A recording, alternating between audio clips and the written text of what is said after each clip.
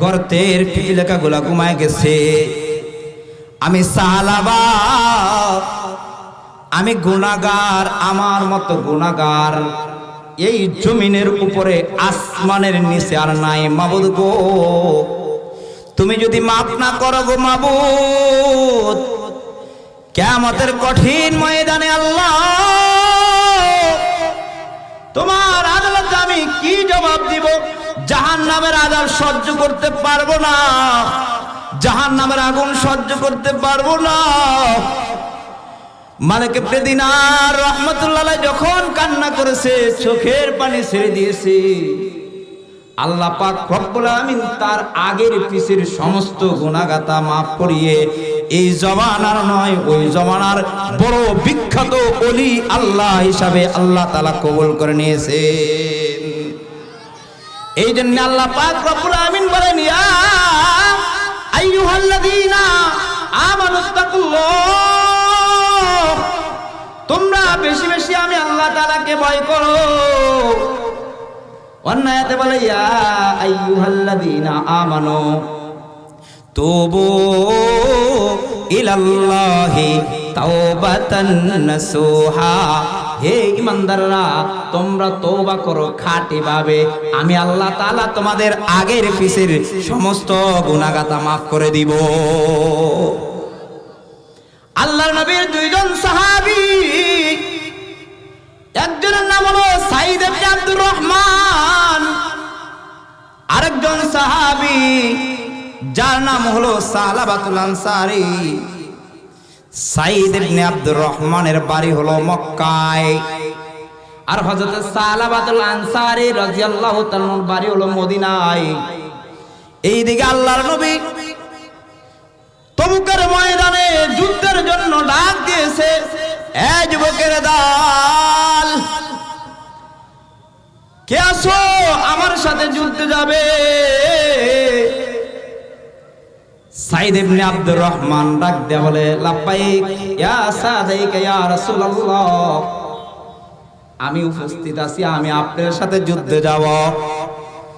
এবার সাঈদ ইবনে আব্দুর রহমান হযরত সালাবাতুল আনসারী রাদিয়াল্লাহু তাআলা আনহুকে তার সমস্ত দায়িত্ব দিলেন। বলেন, সাঈদ রে, তুমি আমার বিবি বাল বাচ্চা সবকিছু তুমি দর্শন করবা, আমার পরিবার আমার সবকিছু তুমি দর্শন করবা, আমি রাসূলের সাথে তবুকের যুদ্ধে চলে যাই। এইদিকে সাঈদ তার সালাবাতুল আনসারীর কাছে রাদিয়াল্লাহু তাআলার কাছে সে কি করলেন, সব দায়িত্ব দিয়ে সেই তবুকের যুদ্ধে চলে গেছেন আল্লাহর রাসূলের কাছে। যখন আল্লাহর রাসূলের সঙ্গে যুদ্ধে চলে যায়, এইদিকে শয়তান ধোঁকা দেয়, শয়তান সাঈদ সালাবাতুল আনসারী রাদিয়াল্লাহু তাআলাকে ধোঁকা দেয়, প্রবশনা দেয়, বলে, সাঈদ রে, সালাবা রে, সাঈদের স্ত্রী বড় সুন্দরী, যায় যায় পর্দার ভিতরে যায়। যেই মাত্র সালাবাতুল আনসারী পর্দার ভিতরে ঢুকলেন, সাঈদের স্ত্রী বলে, সালাবা, তুমি যদি আমানতের খেয়ানত করো, কিয়ামতে মাহশারে আল্লাহর আদালতে তুমি কি জবাব দিবা? তোমার কি হাসরের কথা মনে হয় না? তোমার কি মরণের কথা মনে হয় না?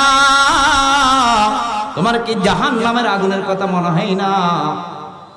এইদিকে সালাবাতুল আনসারী রাদিয়াল্লাহু তাআলা আনহু যখন এই কথা শুনলেন, আল্লাহর ভয়ে সাঈদের স্ত্রীর ঘর থেকে বের হয়ে যায়, বের হয়ে যায় পাহাড়ের গুহার ভিতরে চলে যায়। এইদিকে হযরতে সাঈদ ইবনে আব্দুর রহমান তবুকের যুদ্ধ থেকে আসে, আয়েশা দেখে সালাবা নাই, সালাবা কোথায় কোথায় খুঁজতে যায়, দেখে পাহাড়ের গুহার ভিতরে গুনগুন শব্দে কাঁদতেছে, মাবুদ গো আমাকে মাফ করে দাও।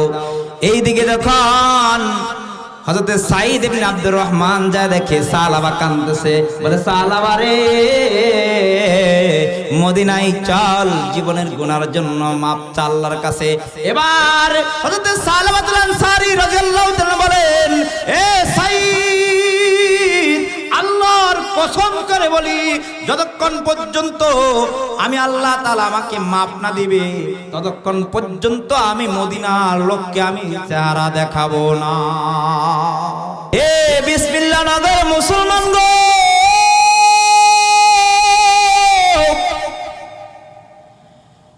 এ প্রাণের যুবক ভাই, বুড়া বাবারা, যুবক ভাইরা,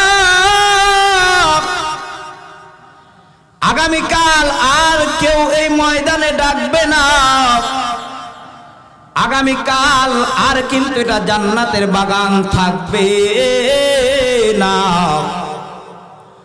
আজকে এমন একটা জান্নাতের বাগানে যদি তুমি আসতে পারো গো, হতে পারে আল্লাহ তাআলা তোমার এই উসিলায় আল্লাহ তাআলা তোমার আগের পিছের সমস্ত গুনাহগাতা মাফ করে দিবে। এই জন্য যুবক ভাইরা, এ বুড়া বাবারা, জীবনের আল্লাহ পাক রব্বুল আমিন আপনাকে অনেক হায়াত দিয়েছেন। 60 বছর 70 বছর হায়াত দিয়েছেন।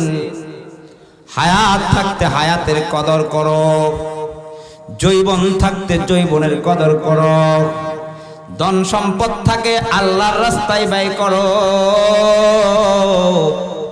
জানি না কার যখন কখন মৃত্যুর ডাক এসে যায়, জানি না। এ প্রাণের যুবক ভাই, জীবন অনেক সময় তুমি নষ্ট করেছো ফেসবুকে, ইন্টারনেটে। অনেক সময় বন্ধুদের সাথে তুমি আড্ডা মেরেছো। আজকে যদি এই জায়গায়, যদি এই মাঠে যদি আসতে পারো গো, ফেসবুকটা ইন্টারনেটটা বন্ধ করে, সব কিছু বন্ধ করে যদি এখানে আসতে পারো যুবক ভাই, হাতে ধরি পায়ে ধরি রে ভাই, অনেক দূর থেকে এসেছি। এ যুবক ভাই, বুড়া বাবারা, যুবক ভাইরা, মানিকগঞ্জ থেকে এসেছি। হাতে ধরি পায়ে ধরি রে বাবা, আগামীকাল আর তোমাকে এই মাঠে কেউ ডাকবে না।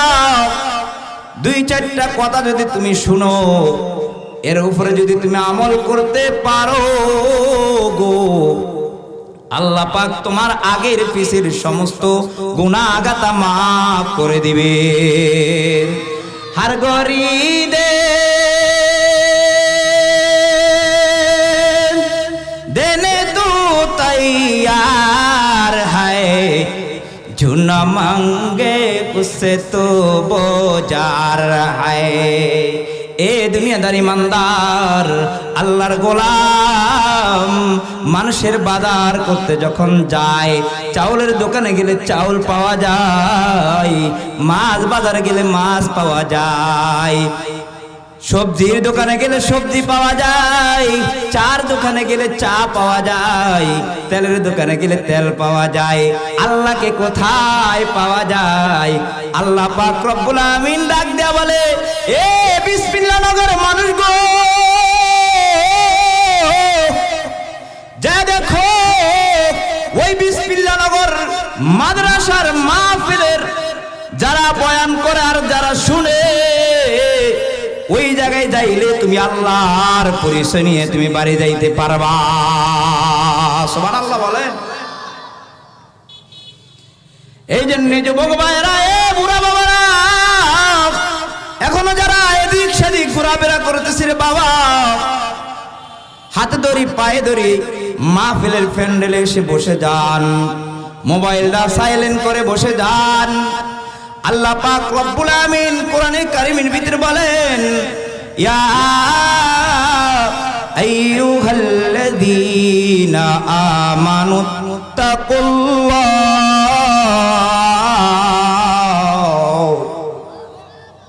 আল্লাহ পাক রব্বুল আমিন ডাক দেয়া বলেন, হে ঈমানদাররা, তোমরা আমাকে বেশি বেশি ভয় করো। আল্লাহর ভয় যার ভিতরে আছে সে কখনো খারাপ কাজ করতে পারে না। আল্লাহর ভয় যার ভিতরে আছে সে এখনো এদিক সেদিক ঘোরাফেরা করতে পারে না। আল্লাহর ভয় যার ভিতরে আছে, যেই যুবকের ভিতরে আল্লাহর ভয় আছে, যে বুড়া বাবার ভিতরে আল্লাহর ভয় আছে, এখনো বন্ধুদের সাথে আড্ডা দিতে পারে না, এখনো চার দোকানে বসে থাকতে পারে না। যেই বুড়া বাবার ভিতরে এখনো আল্লাহর ভয় আছে, এখনো এদিক সেদিক ঘোরাফেরা করতে পারে না। এই জন্য আল্লাহ পাক রব্বুল আমিন ডাক দিয়ে বলেন, ইয়া আইয়ুহাল্লাযীনা আমানু তাকুল্লাহ, হে ঈমানদাররা তোমরা বেশি বেশি আমি আল্লাহ তাআলাকে ভয় করো। আল্লাহর ভয় যার ভিতরে আছে সে কখনো অশ্লীল কাজ করতে পারে না, চুরি করতে পারে না, ডাকাতি করতে পারে না। আল্লাহর ভয় থাকতে হবে। এই জন্য আল্লাহর ভয় কাদের ভিতরে ছিল? সাহাবায়ে কেরামের ভিতরে আল্লাহর ভয় ছিল। আরে সবচেয়ে নিকৃষ্ট লোক ছিল মালিক ইবনে দিনার। মালিক ইবনে দিনার এমন রাত্র যাইতো মদের বোতল শেষ করে ফেলতো খাইতে খাইতে। কিন্তু মালিক ইবনে দিনার, যার নাম ইতিহাসের পাতায় পাওয়া যায়, কিতাবের ভিতরে লেখেন মালিক ইবনে দিনার সেই সব সময় মদ পান করত। কিন্তু তার একটা ছোট একটা বাচ্চা ছিল, একটা মেয়ে ছিল। মেয়েটা বাবা যখন মদের বোতল লইতো, বাবার মদের বোতলটা এইভাবে ডাইলা ফালাই, কিন্তু আদর করে তিনি কিছুই বলতেন না। কিছুদিন পরে বাচ্চাটা মারা যায়। মালিক ইবনে দিনার রাহমাতুল্লাহ আলাইহি দেখে, ঘুমের ঘরে দেখে আল্লাহর কিয়ামতের ময়দান কায়েম হয়ে যায়। কিয়ামতের ময়দান কায়েম হয়ে যায়। মালিক ইবনে দিনার রাহমাতুল্লাহ আলাইহি দেখে তাকে বিশাল আকারের একটা সাপ দৌড়াইতেছে। মালিক ইবনে দিনার রাহমাতুল্লাহ আলাইহি দেখতেছেন বিশাল আকারের একটা সাপ দৌড়াইতেছে। দৌড়তে দৌড়তে পাহাড়ের উঁচু স্থানে চলে যায়। মালিক ইবনে দিনার রাহমাতুল্লাহ আলাইহি চিৎকার করতেছে, বাঁচাও বাঁচাও বাঁচাও। কেউ নাই, কেউ সামনে আসে না। হঠাৎ করে একজন বৃদ্ধ একজন লোক মালিক ইবনে দিনার রাহমাতুল্লাহ আলাইহির সামনে দাঁড়িয়ে যায়। মালিক ইবনে দিনার রাহমাতুল্লাহ আলাইহি বলে, বাবা গো, আপনি কি পারেন আমাকে এই সাপটা থেকে রক্ষা করতে? ওই বৃদ্ধা লোকটা বলে, বাবা আমি পারবো না, আমি অত্যন্ত দুর্বল। এই সাপটা হলো অত্যন্ত সবল, আমি পারবো না, কারণ আমার জীবনের আমি অত্যন্ত দুর্বল। মালিক ইবনে দিনার রাহমাতুল্লাহ আলাইহি দৌড় দিয়েছেন, সাপের ভয়ে দৌড় দিয়েছেন। যাইতে যাইতে যা দেখে পাহাড়ের একটা উঁচু একটা স্থানে চলে যায়। যা দেখে আল্লাহর পক্ষ থেকে গায়েবী একটা আওয়াজ আসছে, যাও সামনে যাও, যাইলে দেখবা ডাইন পাশে দেখবা অনেকের আমানতের জিনিস আছে। মালিক ইবনে দিনার রাহমাতুল্লাহ আলাইহি দৌড়াইতেছেন। যাইতে যাইতে যা তখন চিৎকার করতেছে, বাঁচাও বাঁচাও। হঠাৎ করে তার ওই যে ছোট অবস্থায় যে মেয়েটা মারা যায়, মালিক ইবনে দিনার রাহমাতুল্লাহ আলাইহির কোলে যখন উঠে যায়, মালিক ইবনে দিনার রাহমাতুল্লাহ আলাইহি যখন মেয়েটাকে কোলে নেয়, সাপটা এইভাবে দাঁড়ায়া যায়। সুবহানাল্লাহ বলেন, বাড়ি যায় বলবেন সুবহানাল্লাহ, বাড়ি যায় বলবেন। যখন মালিক ইবনে দিনার রাহমাতুল্লাহ আলাইহি দেখতেছেন মেয়েটাকে যখন কোলে নিলেন, সাপটা এভাবে দাঁড়ায় যায়। মেয়েকে জিজ্ঞাসা করলেন, মা তুমি তো ছোট অবস্থায় মারা গেলে গো মা, কোথায় থেকে আসলে গো মা? বলে, বাবা ছোট ছোট বাচ্চা যারা মারা যায়,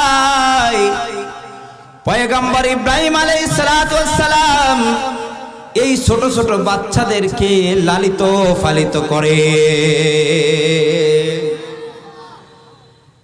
পয়গম্বর ইব্রাহিম আলাইহিস সালাতু ওয়াস সালাম ছোট ছোট বাচ্চাদেরকে লালিত পালিত করে। তবে মা তুমি তো ছোট অবস্থায় মারা গেলে গো মা। তবে মেয়ে এবার বাবাকে বলতেছে, বাবা শোনো, তোমাকে একটা নসিহত করি বাবা। আলাম ইয়ানি লিল্লাযিনা আমানু আন তাখশা কুলুবুহুম লিযিকরিল্লাহ। এই ঈমানদাররা, তোমাদের জন্য কি এখনো সময় আসে নাই? আর কতকাল ঘুষ খাইবা, আর কতকাল সুদ খাইবা, আর কতকাল মদ পান করবা?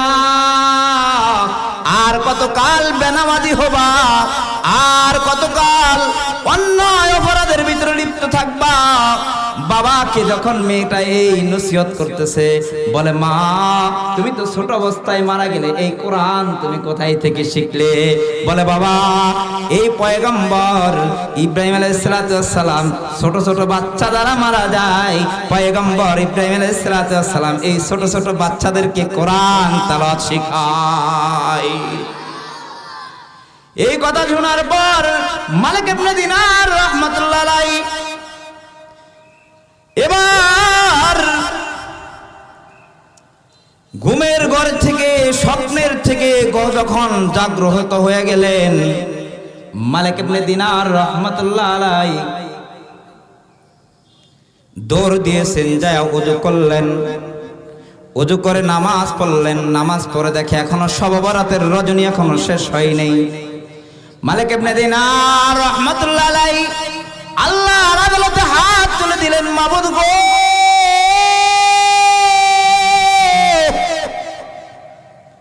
পাহাড়ের হিংস্র প্রাণীরা ঘুমায় গেছে, বস্তির লোকেরা বিবি বাল বাচ্চা নিয়ে আরাম করে ঘুমায়,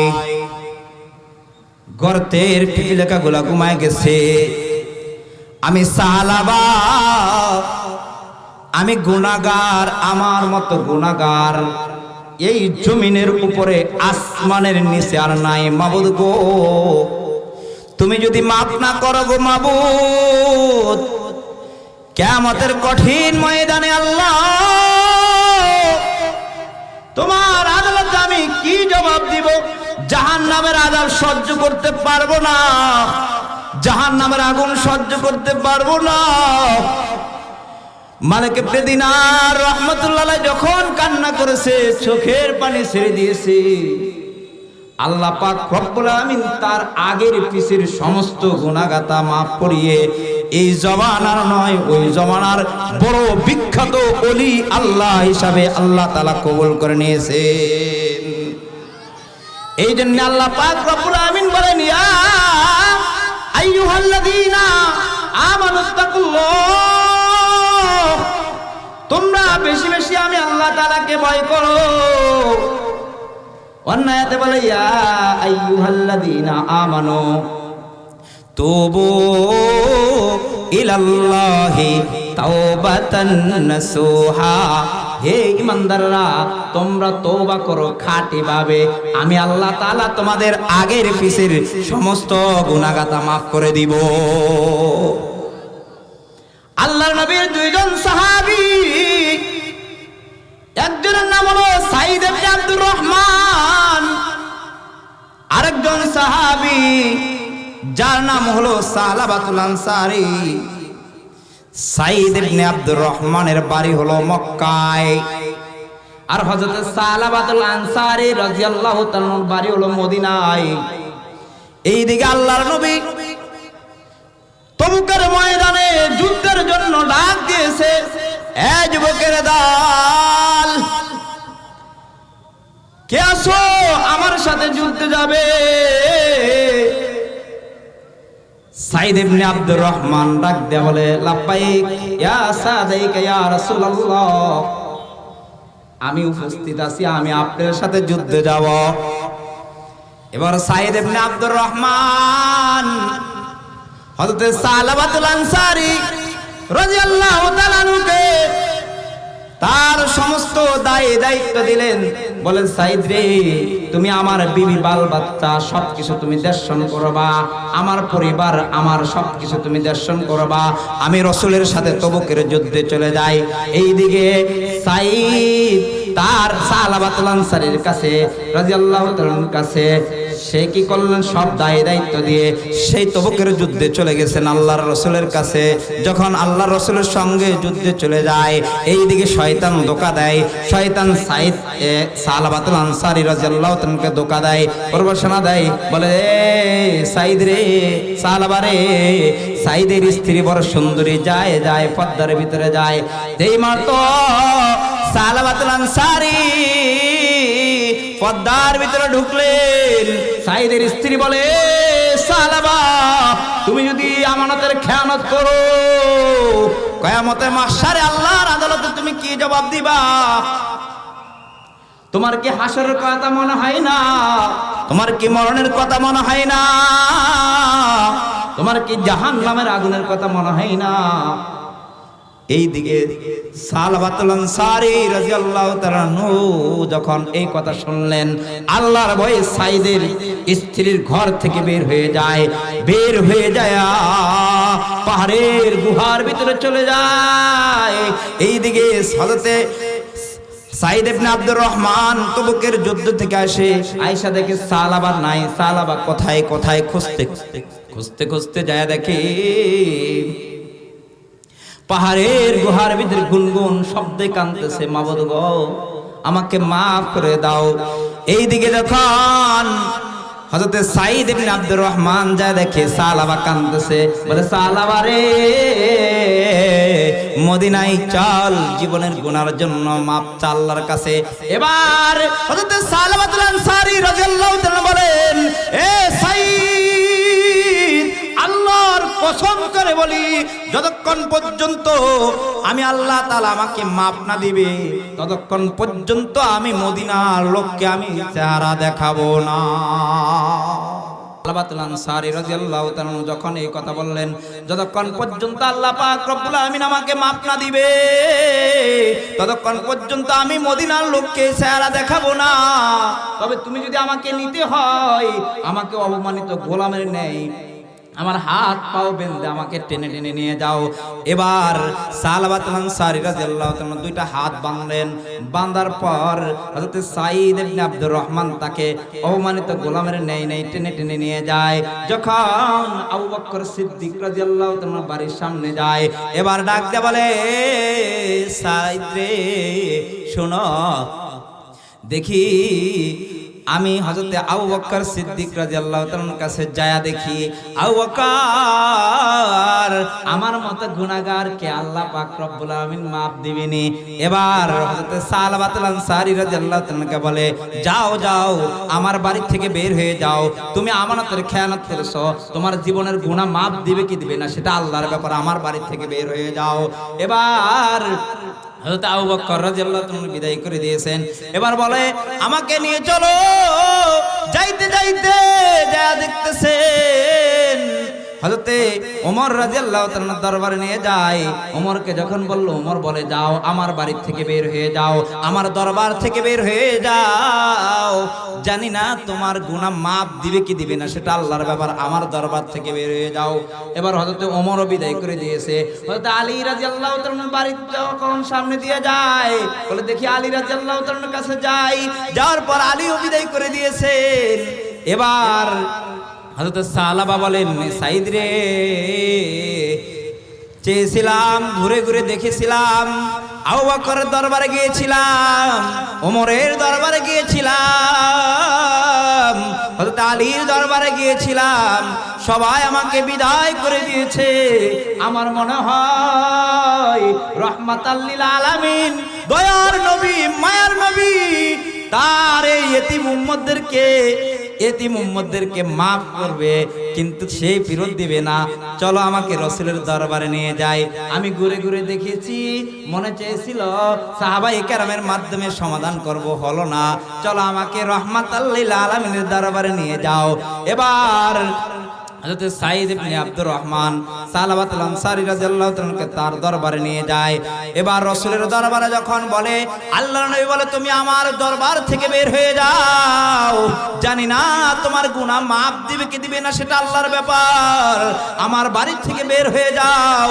এবার আল্লাহর নবী যখন সালাবাতুল আনসারীকে যখন বিদায় করে দিয়েছে, এবার সালাবা কান্না করতেছে, এ সাইদ, ঘুরে ঘুরে দেখেছি সাহাবীরা আমার প্রতি অসন্তুষ্ট, এমনকি রাহমাতাল লিল আলামিন সরকারে দো আলম নবীও আমার প্রতি অসন্তুষ্ট।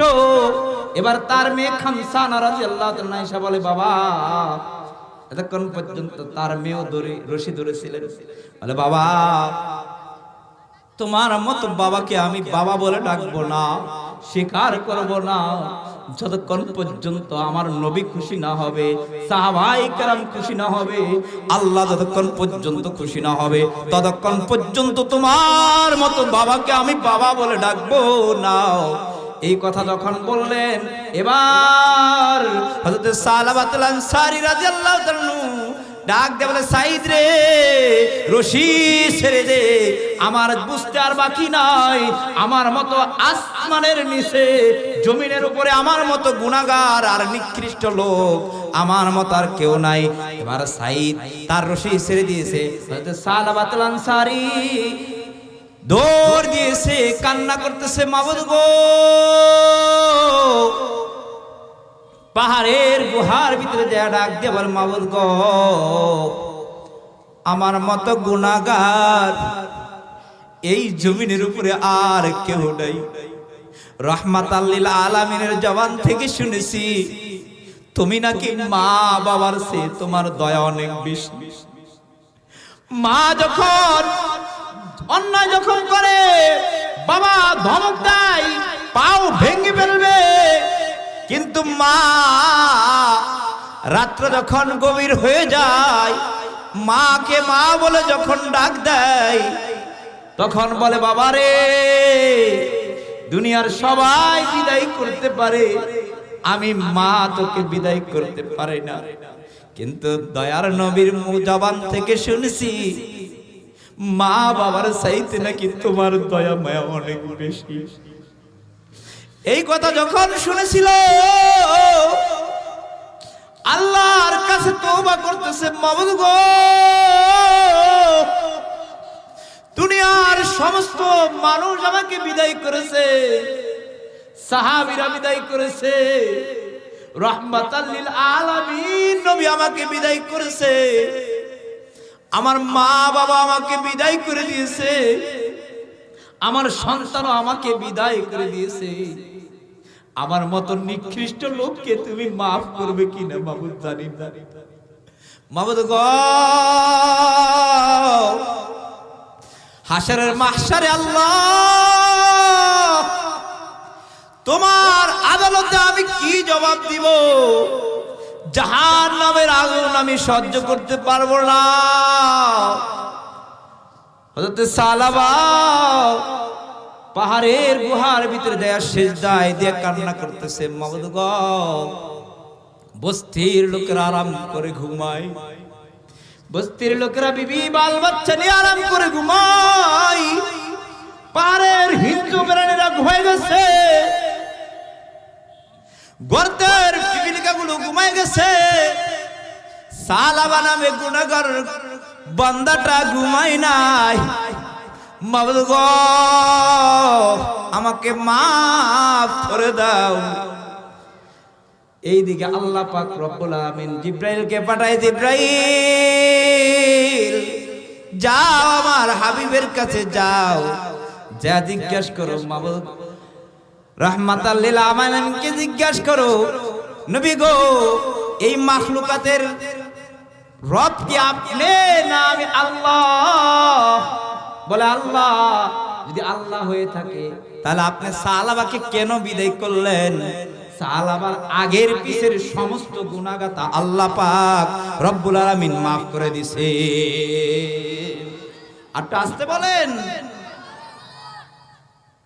এ যুবক ভাইরা, এ পদ্মারালের মা বোনেরা, জীবনে অনেক বেগানা নারীর হাত ধরেছো, অনেক শাস্ত বোনের, খালাতো বোনের, মামাতো বোনের, ফুফাতো বোনের, অনেক বেগানা নারীর হাত ধরেছো, কখনো কি তওবা করেছো? কিন্তু সালাবাতুল আনসারী রাদিয়াল্লাহু তাআলা কেমন তওবা করেছেন? আল্লাহ পাক রব্বুল আমিন তার আগের পিছের সমস্ত গুনাহগাতা মাফ করে দিয়েছেন।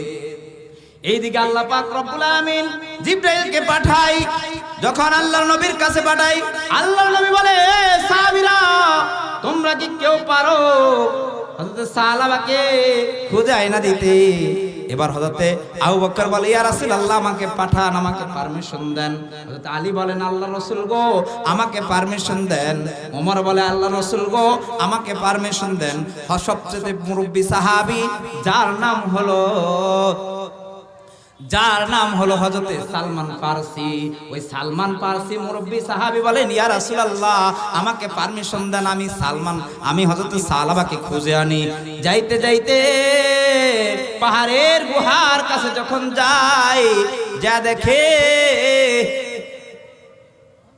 কৃষকেরা কাজ করতেছে, ক্ষেত খামারে কাজ করতেছে। বলে, ভাই, আমাদের সালাবা নামে এমন কোন যুবককে দেখছো নাকি? বলে, না না, তোমাদের লোকটার পরিচয় কি? সালাবা নামে আমরা তো কেউকে চিনি না। তোমার তবে লোকের পরিচয় কি বট্ট বলো? বলে, লোকটা আল্লাহর ভয়ে কান্দে। বলে, আবু বকর। এবার ক্ষেত খামারে যারা কাজ করে কৃষকরা বলে, আবু বকর, তবে তোমাদের লোকটার নাম জানছি না, তবে যা দেখো পাহাড়ের গুহার মধ্যে একটা যুবক গুনগুন শব্দ করে কান্না করে, আল্লাহর ভয়ে কান্দে, জাহান্নামের ভয়ে কান্দে।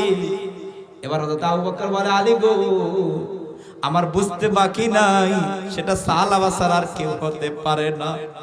যা দেখে হযরত সালাবাতুল আনসারী আল্লাহর কুদরতি পায়ে সিজদা পড়ে গেছে আর কান্না করতেছে। এবার হযরতে আবু বকর বলে, সাইদ, সালাবারে মাথা উঠা, আল্লাহ পাক তোমার আগের পিছের সমস্ত গুনাহ মাফ করে দিয়েছে। এই কথা যখন হযরত সালাবা শুনলেন, শোনার পর বলে, আবু বকর, তোমার দরবারে গিয়েছিলাম, তুমি বিদায় করেছো, আলী বিদায় করেছে, উমর বিদায় করেছে, আল্লাহর নবী বিদায় করেছে। যতক্ষণ পর্যন্ত আল্লাহ আমাকে মাফ না দিবে, ততক্ষণ পর্যন্ত আমি মদিনার লোককে আমার চেহারা দেখাবো না। এবার হযরত আলী বলে, সালাবারে মাথা উঠা, আল্লাহ পাক তোর আগের পিছের সমস্ত গুনাহগাতা মাফ করে দিছে। এবার হতে সালাবাতুল আনসারী রাদিয়াল্লাহু তাআলাকে চারজন সাহাবী নিয়ে মদিনার দিকে যখন রওনা হয়, এবার হযরত বেলাল আজান দেয়, ফজরের আজান হয়ে যায় মসজিদে। আসসালাতু খায়রুম মিনান নাওম,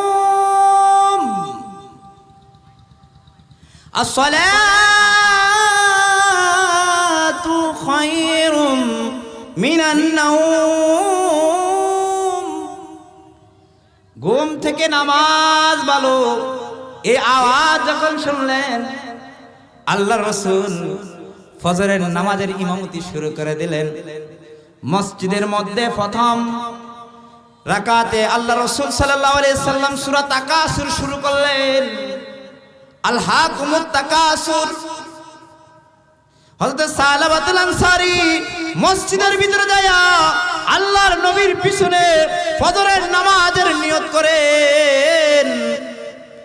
এইদিকে আলহাকুমুত তাকাসুর যখন শুরু করলেন, প্রথম এক আয়াত বিকট আওয়াজ শুরু হইলেন। তারপর আল্লাহর নবী যখন হাত্তা সুরতুমুল মাকাবির এই আয়াত বললেন, বিকট আওয়াজ, কুসরি আওয়াজ। সাহাবায়ে কেরাম ভীতু হয়ে গেলেন, এমন কুসরি আওয়াজ কে দিল, বিকট আওয়াজ কে দিল? আল্লাহর নবী নামাজের সালাম ফিরে সাহাবীদেরকে জিজ্ঞেস করতেছে, সাহাবীরা, এমন বিকট আওয়াজ কে দিল? সাহাবীরা পিছনের দিকে তাকায় দেখে আল্লাহর নবীর সাহাবী হযরত সালাবাতুল আনসারী জমিনের মধ্যে চলে পরে চটপট করতেছেন। আল্লাহর নবী বলেন, এ সালমান ফারসি, আমার সালাবার মাথায় পানি দে। হযরত সালাবাতুল আনসারী রাদিয়াল্লাহু তাআলা শ্বাস পরীক্ষা করে দেখেন, সালমান ফারসি শ্বাস পরীক্ষা করে দেখেন, আল্লাহর নবী গো, আর মাথায় পানি দিতে হবে না, আপনার সাহাবী দুনিয়া থেকে চিরতরে বিদায় হয়ে গেছে। এই কথা যখন শুনলেন, আল্লাহর নবী বলে, এ সালাবারে, তোমাকে আমি বিদায় করে দিয়েছিলাম, তুমি তো আল্লাহকে খুশি করলে, সাহাবাই কেরামকে খুশি করলে, নবীকে খুশি করলে, কিন্তু তোমার গুনাহগাতা মাফ করে দিছে। এবার তার মেয়ে খামসানা রাদিয়াল্লাহু তাআলা বলেন, আয়েশা বলে, বাবা গো, আমি তো তোমাকে বাবা বলে স্বীকার করব না, ঠিক কথা বলেছিলাম, কিন্তু তুমি তো রহমাতাল লিল আলামিনকে খুশি করেছো, আল্লাহকে খুশি করেছো। আমি যে বাবা হারাইলাম, আমি কাকে বাবা বলে ডাকবো? আল্লাহর কোরআনের আয়াত নাযিল হয়ে যায়, আল্লাযীনা ইযা ফাআলু ফাহিশাতান আও যালামু আনফুসাহুম যাকারুল্লাহ। কোরআনের আয়াত নাযিল হয়ে যায়, আমি যে বাবা হারাইলাম, আমি বাবা বলে কাকে ডাকবো? এই কথা যখন শুনলেন, আল্লাহর নবী বলে, সাহাবীরা, আমার খামসানাকে আর কাঁদতে দিও না। এবার আল্লাহর নবী ডাক দিয়ে বলে, এ খামসানা, আর কান্দিস না, তোমার বাবার ইন্তেকালের কারণে আমার অন্তরটা খান খান হয়ে যায়, তুমি যদি কান্না করো আমি নবী সহ্য করতে পারবো না। তবে আজকে থেকে ওয়াদা দিলাম, তোমার বাবা দুনিয়া থেকে শেষ হয়ে গেছে, কিন্তু আমি আজকে ওয়াদা দিলাম, আমি নবী তোমার বাবা হিসাবে, আজকে থেকে তোমার বাবা হিসাবে তোমার দায়িত্ব গ্রহণ করে নিলাম। এবার আল্লাহর নবী এই সাহাবীদেরকে বলতেছে, সাহাবীরা, তাকে দাফন করো, তাকে কবর খোদো, কাফনের কাপড় আনো, তাকে গোসল করে।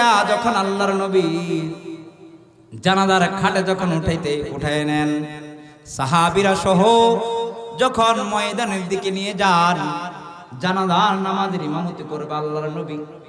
এবার আল্লাহর নবী সাহাবায়ে কেরামরা হযরত সালাবাতুল আনসারীর লাশটাকে নিয়ে যখন যায়, আল্লাহর নবী উকি দিয়ে হাঁটে। উকি বুঝুন তো, মানে এই দুই আঙ্গুলের উপর ভর দিয়ে হাঁটে।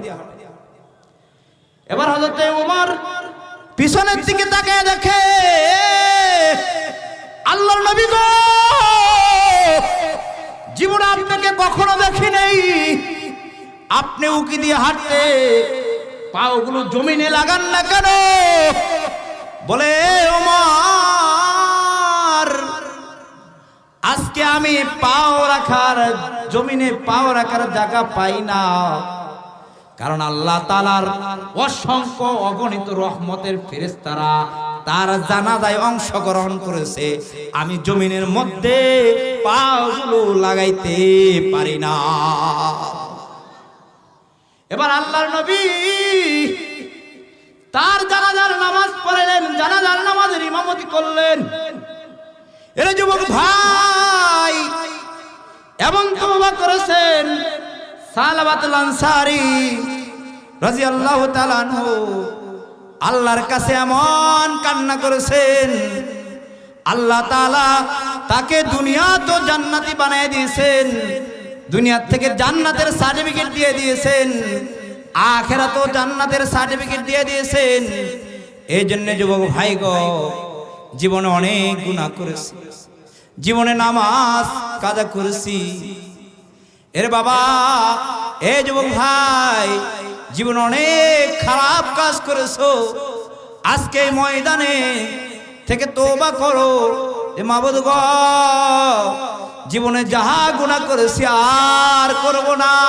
সবাই একটু তওবা করেন, জীবনে যাহা গুনাহ করেছি আর করব না।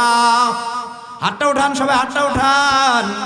মাবুদ গো, জীবনে যাহা গুনাহ করেছি আর করব না, সুদ খাইব না, জিনা করব না, আল্লাহ নামাজ কাজা করব না, জীবনে যাহা গুনাহ করেছি আল্লাহ আর করব না, আল্লাহ আমাকে মাফ করে দাও। এই জন্য আল্লাহ পাক রব্বুল আমিন বলেন, ইয়া আইয়ুহাল্লাযীনা আমানু তুবু ইলাল্লাহি তাওবাতান নাসুহা, হে ঈমানদাররা, তোমরা তওবা করো খাঁটি ভাবে, আমি আল্লাহ তাআলা তোমাদের আগের পিছের সমস্ত গুনাহগাতা মাফ করে দিব। মাফ করে তাদেরকে কি দিবে?